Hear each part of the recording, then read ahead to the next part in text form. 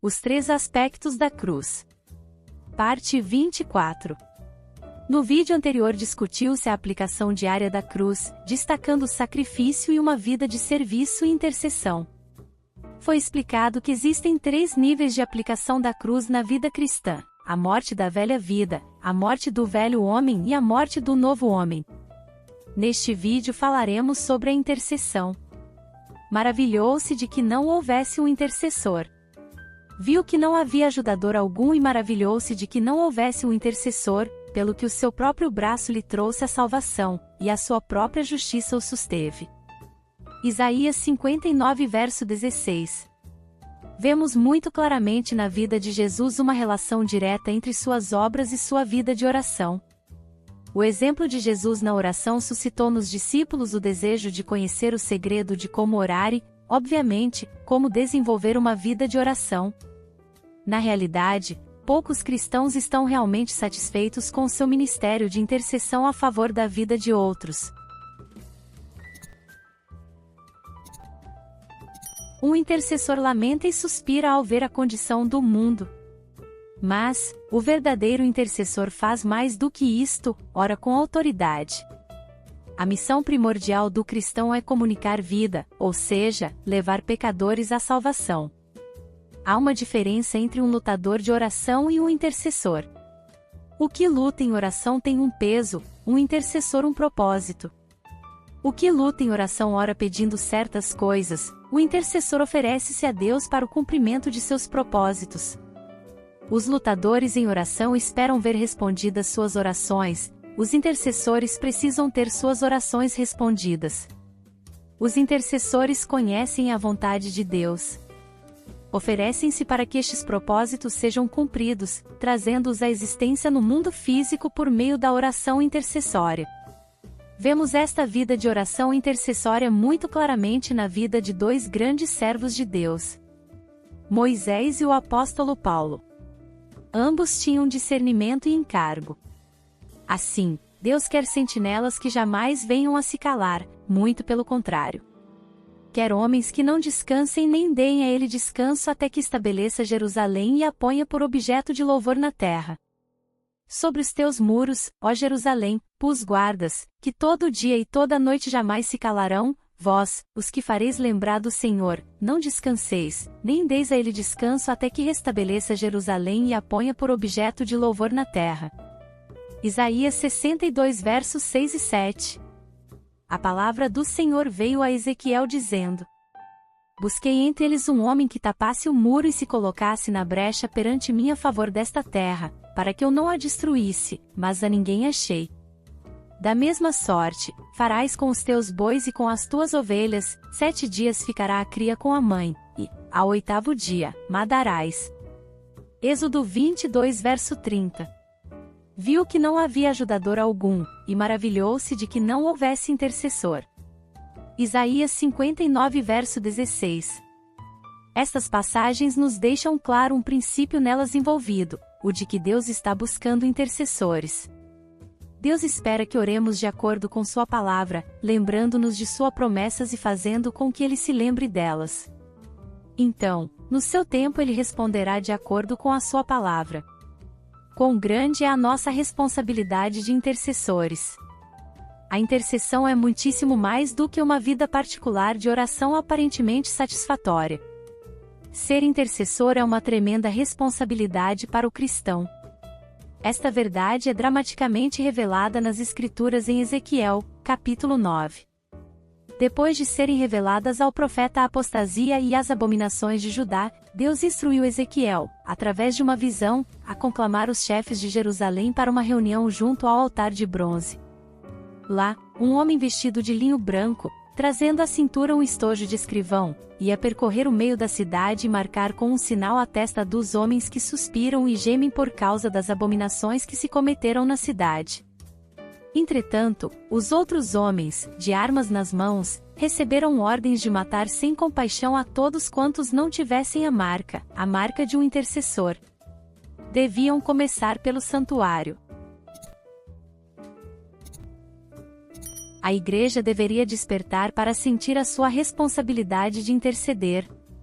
deve haver um constante testemunho do Evangelho em cada canto do mundo, de modo que nenhum pecador venha a fechar os olhos na morte sem ter ouvido o Evangelho, as boas novas de salvação por meio de Cristo Jesus. E isto em todas as gerações. Outra questão importante a ser considerada na questão da intercessão é a posição do sacerdócio de todos os crentes cujo ensino é algo absolutamente claro nas Escrituras. E nos constituiu o reino de sacerdotes para o seu Deus e Pai? Apocalipse 1 verso 6. Sois raça eleita, sacerdócio real. 2 Pedro 2 verso 9. O mesmo afirma o escritor à carta aos Hebreus, dizendo: tendo, irmãos, intrepidez para entrar no Santo dos Santos, pelo sangue de Jesus, pelo novo e vivo caminho que ele nos consagrou pelo véu, isto é, pela sua carne. Hebreus 10 verso 19 e 20. Esta posição traz consigo privilégios, benefícios e bênçãos. Portanto, não é de se admirar que esta doutrina tenha sido ensinada em todos os círculos evangélicos. Todavia, surge uma pergunta. Ela tem sido bem ensinada? E mais, conhecemos as implicações desta posição? Os benefícios e as bênçãos do sacerdócio são grandes, mas as responsabilidades são ainda maiores. Temos magnificado nossos privilégios, mas apequenado nossas responsabilidades. Um estudo cuidadoso do ofício de sacerdote no Antigo Testamento poderá nos levar a compreender quão grande é a nossa responsabilidade e, também, os privilégios, mas devemos considerá-los a ambos. O cristão não pode obter as bênçãos sem também assumir as responsabilidades nesta questão. Neste sentido, vejamos algumas das características do ofício do sumo sacerdote no Antigo Testamento. 1. Não era por si próprio que ele entrava no Santo dos Santos, exceto por ser ele também membro da nação israelita. 2. Pelo povo levava o sangue e aspergia sobre o propiciatório e lá fazia a expiação. 3. Apresentava o sangue a Deus, aquele sangue tipificava o sangue de nosso Senhor Jesus Cristo, para que o Deus vivo perdoasse o pecado de Israel. 4. O sumo sacerdote de Israel trazia os nomes das tribos de Israel sobre seu coração. Assim, Arão levará os nomes dos filhos de Israel no peitoral do juízo sobre o seu coração, quando entrar no santuário, para memória diante do Senhor continuamente. Êxodo 28 verso 29, e também sobre seus ombros. E porás as 2 pedras nas ombreiras da estola sacerdotal, por pedras de memória aos filhos de Israel, e Arão levará os seus nomes sobre ambos os seus ombros, para memória diante do Senhor. Êxodo 28 verso 12.